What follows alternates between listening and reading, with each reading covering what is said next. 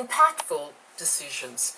I'm going to be speaking about making impactful decisions during this time of the pandemic, sharing from my own experience and that of others how challenging it can often be to make decisions which seem to affect others in negative ways.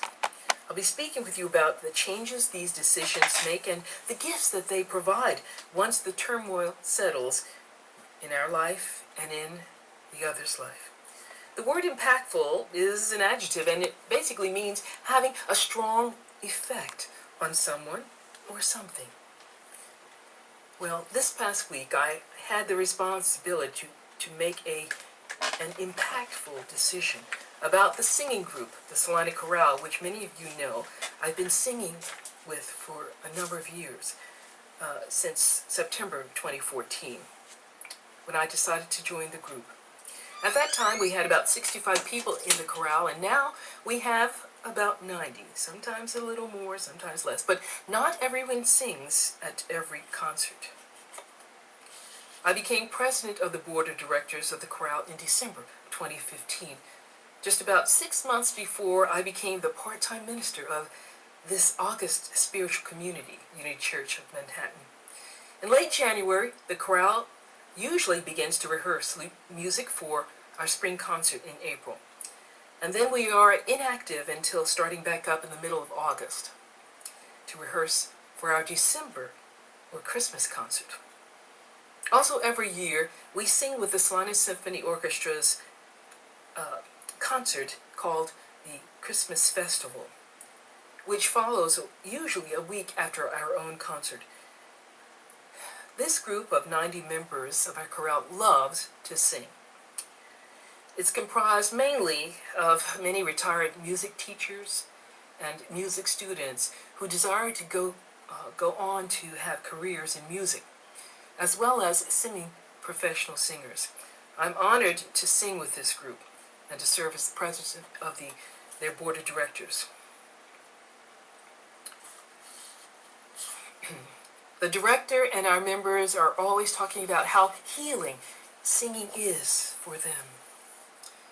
I am in love with the magic of the harmonies and the resolutions of the counter harmonies that we create when we sing together.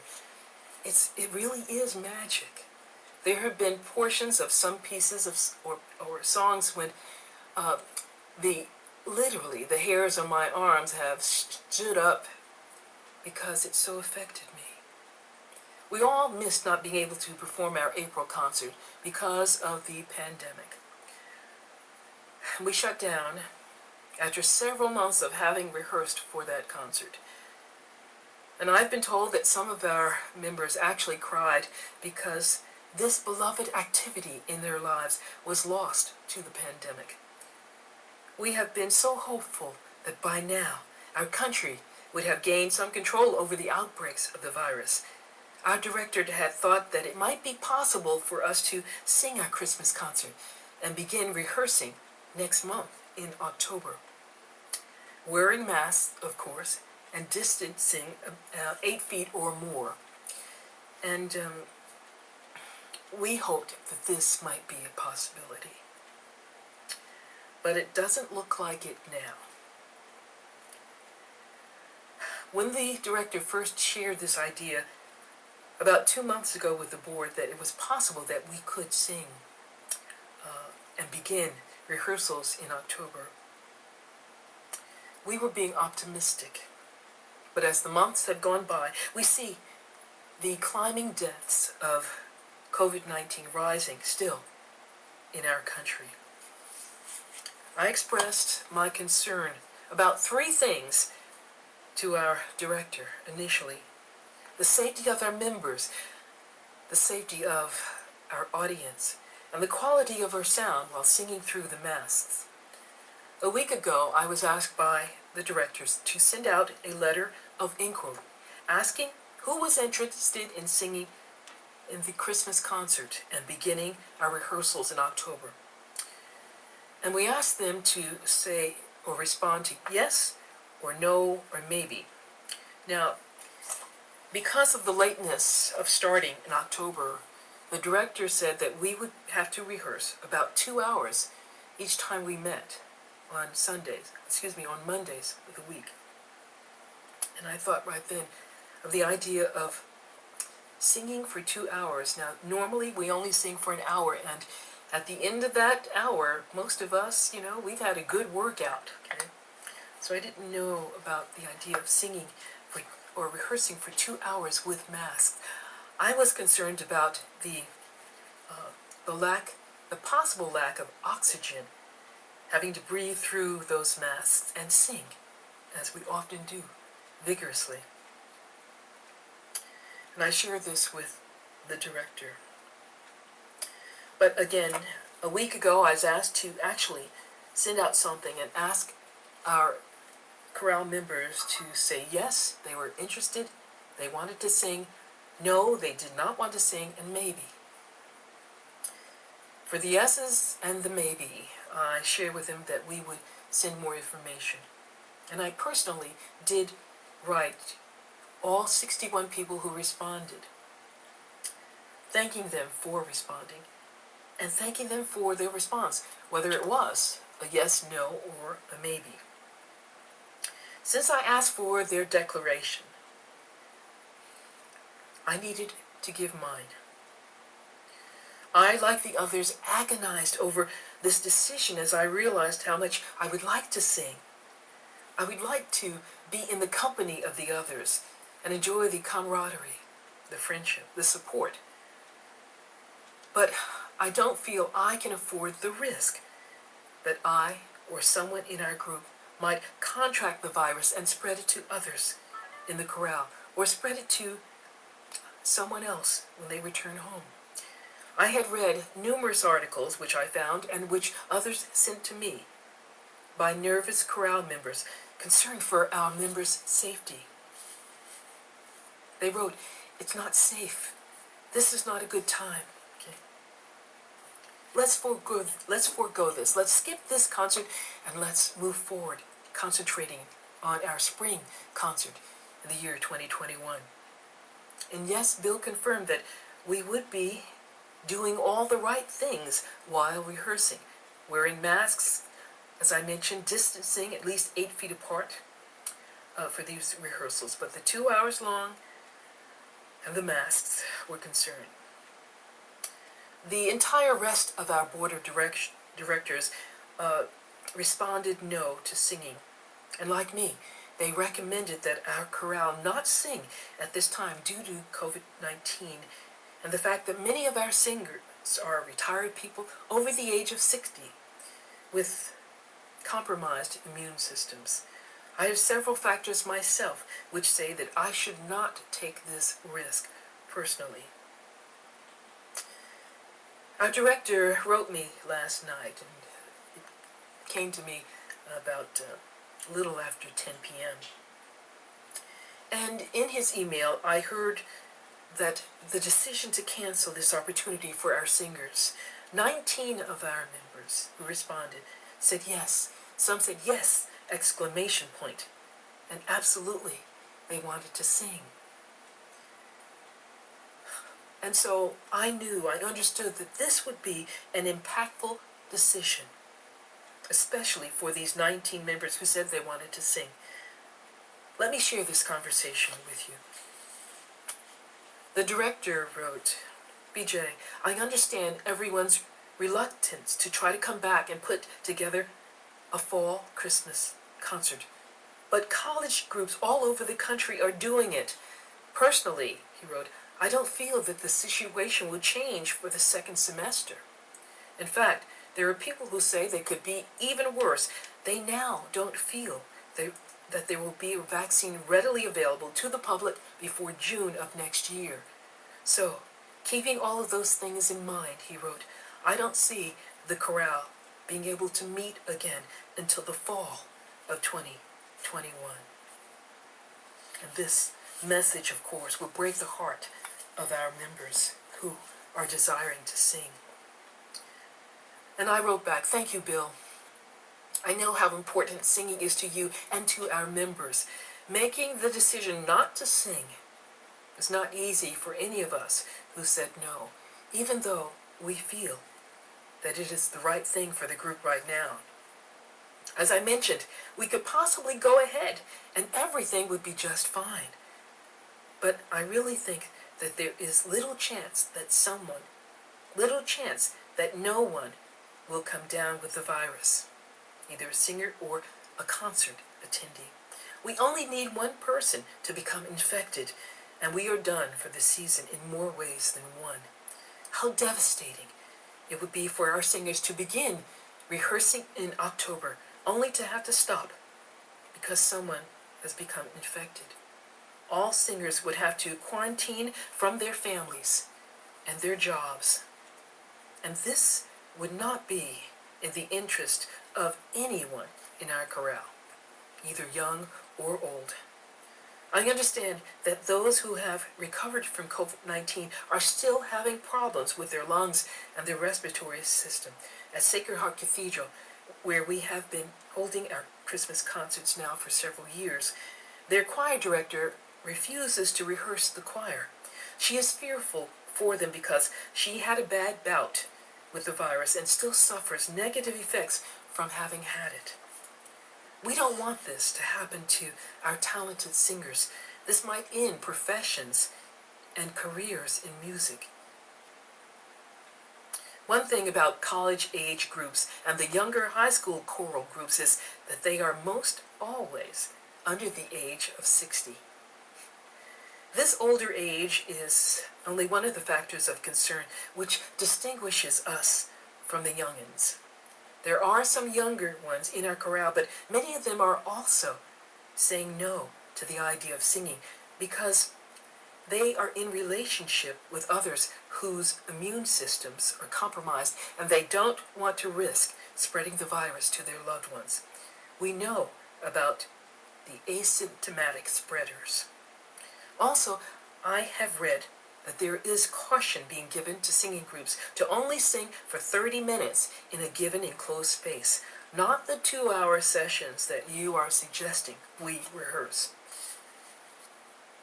Bill, the wonderful idea is that one of our no respondents shared that if the virus is still bad in the spring of 2021, it's possible we can rehearse outside, and that we can even have the concert outside. If we stop focusing on Christmas and we look ahead, we can even begin learning the spring concert now. If recordings are available online or CDs, those will help. And some of us play the piano, and we can record the vocal parts with your instructions. And we can put these on CDs and send them to our chorale members, and they can study and sing with them. Zoom sessions can be developed where you instruct sections of the chorale in their parts online. Releasing Christmas opens up the possibility of new ideas for us, new ways to share our music with the public, and even go globally. How about that? Bill, as you report, the virus combined with the regular flu could be a bigger danger coming up. But the regular flu will be here before Christmas, as all are being warned to get regular flu shots this month and in October.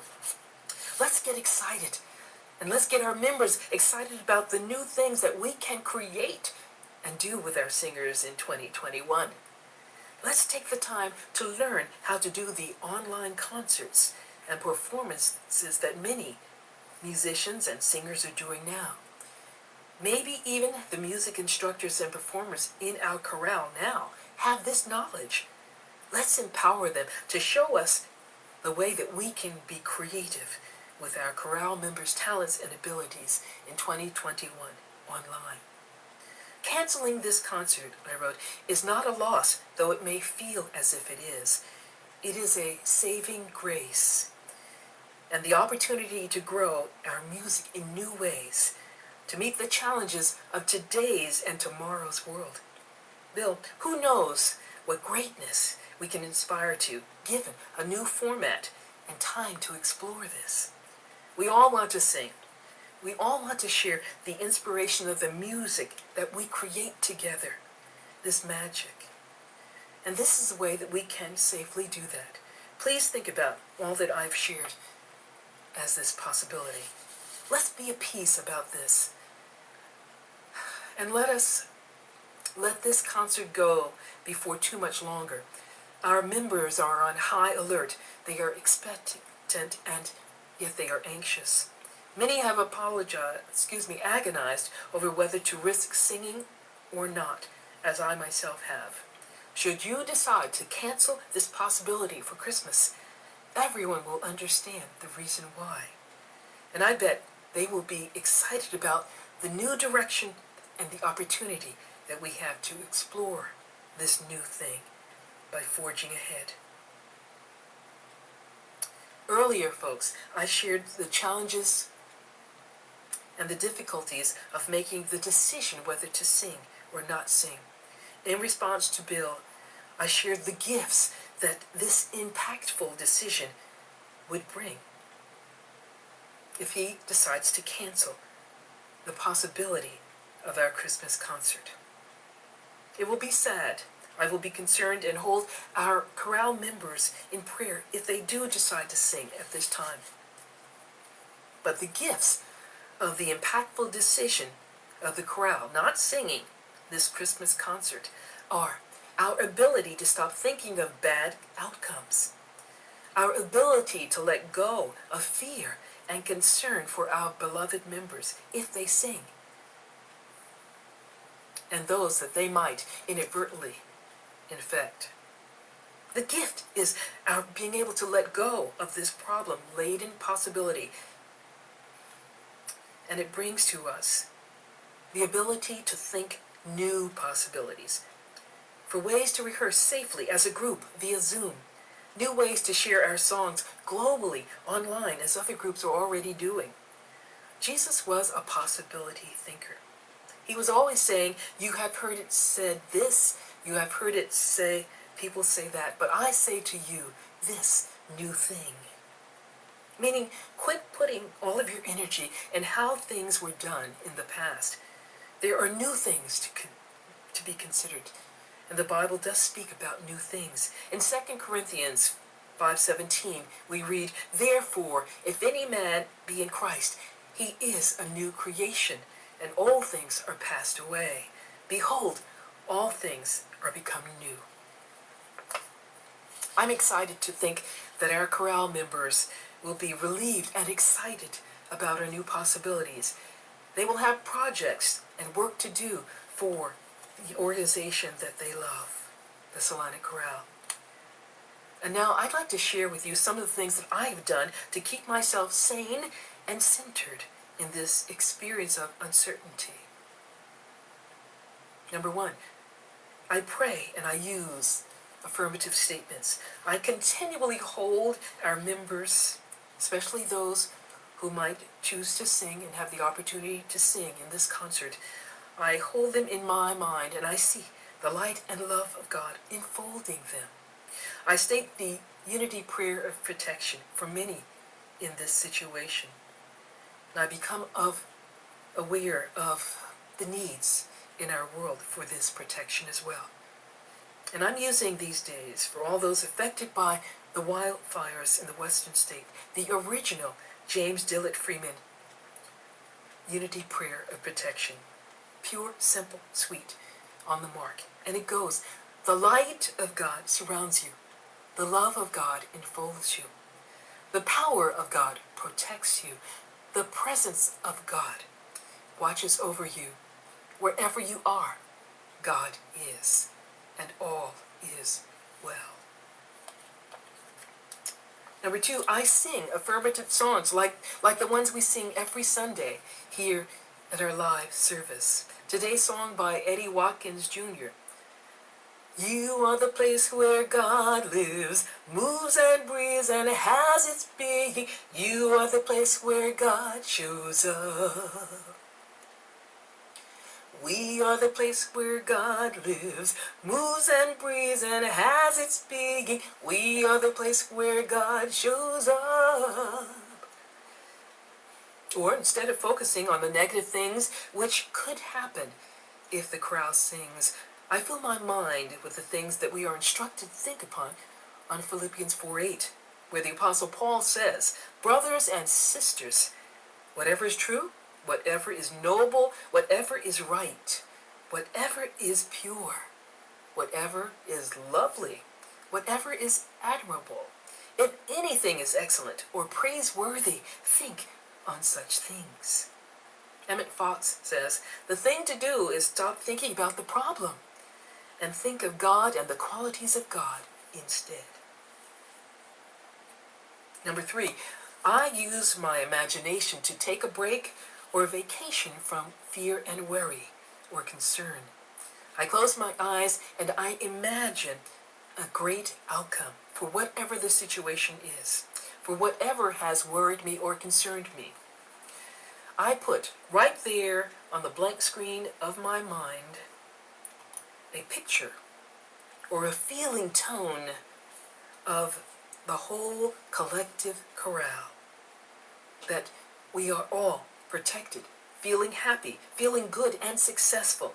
I imagine that I hear someone saying, someone who knows the truth, shouting out to the group, all the tests are negative, you had a wonderful concert, and all are well and free of this virus. And I see myself giving a sigh of relief and resting for a while in this vision. Your concert was wonderful, and all of you test negative, and you are free and well. Number 4, I thank God for the crowd members' well-being. Remember that your thank you seals the deal with Spirit. I think I did a sermon called that. When we can genuinely thank God in advance of some blessing, we own that blessing. It's ours. Remember the promise that Jesus made in Mark 11:24, and he said, therefore, I tell you, whatever you ask for in prayer, believe that you have received it, and it will be yours. Mark 11:24. Believe that you have already received it, and it will be yours. When we thank God earnestly for some blessing in advance of actually seeing it with our eyes or experiencing it in our lives in an outward way, we are claiming it. We are believing it, accepting it as a truth spiritually. And everything in this world that has shape and form takes its reality from the invisible essence of God. Divine ideas are invisible gifts from God, which afterward take shape and form the more we hold those ideas. Because the law of divine action is working. And that law of divine action, the law of mind in action, states, thoughts held in mind will produce of their kind. Remember these 4 things, things I use when making impactful decisions. Right now, these impactful decisions are my decision for myself not to sing, and my strong recommendation to our director for our chorale not to sing. Number 1, pray. Use affirmative statements like the unity prayer of protection for yourself or for another in a situation. 2, sing positive affirmative words about the situation concerning you. And listen to some of these songs. Go back and watch some of the videos here and see if you can learn the words to some of the songs we sing here on Sundays. Number 3, take a break from all the thoughts of worry and fear by using your imagination to inwardly see and feel inwardly. See or imagine what the successful outcome of any situation feels like. And so I imagine the feeling tone of the outcome if our Salina crowd does sing for Christmas. I see the success. I hear in my imagination someone saying how wonderful the concert is, and noting that not a single person has contracted the virus through our rehearsing or our performance. And don't force these steps. Be sure and confident while making these 4 steps, because we know that God is always present, and we declare every Sunday that in our lives, in this church, and in the world, there is only one presence and power, God the good omnipotence. Our statement of being. I will let you know how this turns out, and I have a feeling that our director will go ahead and cancel the possibility of our chorale singing in this concert in December. God bless you. And now, let's take some time now to reflect on the ideas that I have shared in a time of quietness. And I invite you to note these down or listen back and begin using some of these steps, tools, processes that I am using on this idea of the chorale, possibly singing at a difficult time of the pandemic. Number 1, pray. Use affirmative statements. Use the unity prayer of protection. The light of God surrounds you. The love of God enfolds you. The power of God protects you. The presence of God watches over you. Wherever you are, God, meaning good, is also there. Number 2, sing affirmative songs like the ones we sing in our services this morning. Or, instead of focusing on negative things, what could happen wrong, I fill my mind with the things we're instructed to think about. Philippians 4:8. That's an important verse. And Emmett Fox, who says, the thing to do is to stop thinking about the problem and think of the qualities of God instead. Number 3, I use my gift of imagination to take a break or vacation from the worry, fear, or concern that I feel. Close my eyes and imagine there, beyond my eyes, on that blank screen of the mind, a great outcome for the experience that concerned me. Number 4, I thank God for the well-being of our chorale members. Remember that your thank you seals the deal with Spirit. When we can genuinely thank God in advance of the blessings, we own that blessing. As Mark 11:24 says, we shall have it. And so, let's take a moment. Okay. See ourselves. If there's something that is bothering you right now, something you worry about or are concerned about, a situation or people, loved ones in your life, making decisions, impactful decisions in their lives, decisions about health and safety and their well-being in this time of the pandemic. Work these steps for them. Pray. See them enfolded in the light of God. Sing affirmative songs. They will lift you up. Someone said that singers pray twice. Number 3, use a gift of imagination. You're going to use that gift anyway. We always use the imagination. But when we are unaware, that imagination sometimes runs wild. You know that song. It's just my imagination once again running away from me. It was just my imagination running away with me. That's often what happens with our imagination when we are worried or concerned about something. So how much better to sing, I am the place where God lives, moves and breathes and has its being. I am the place where God shows up. And number 4, thank God for the blessings. Thank God for the well-being of those for whom you are concerned. Those out in the West experiencing the wildfires, the animals being losing their habitat, losing their lives. And I give thanks for the right and perfect outcome of this impactful decision. Will the choir, the Salina Chorale, sing and begin rehearsing in October, or will we instead forego this experience and begin to focus on the new possibilities for next year?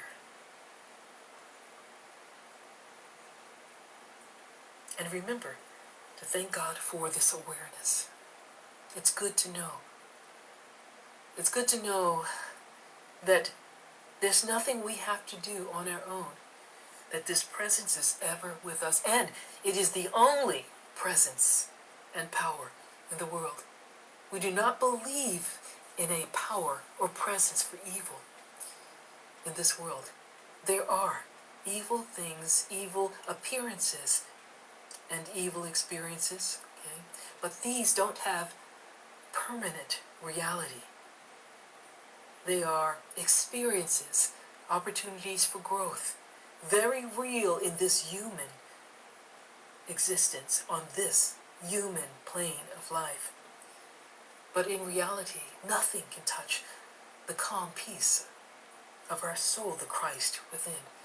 That's why we can always turn within and be centered at this place within.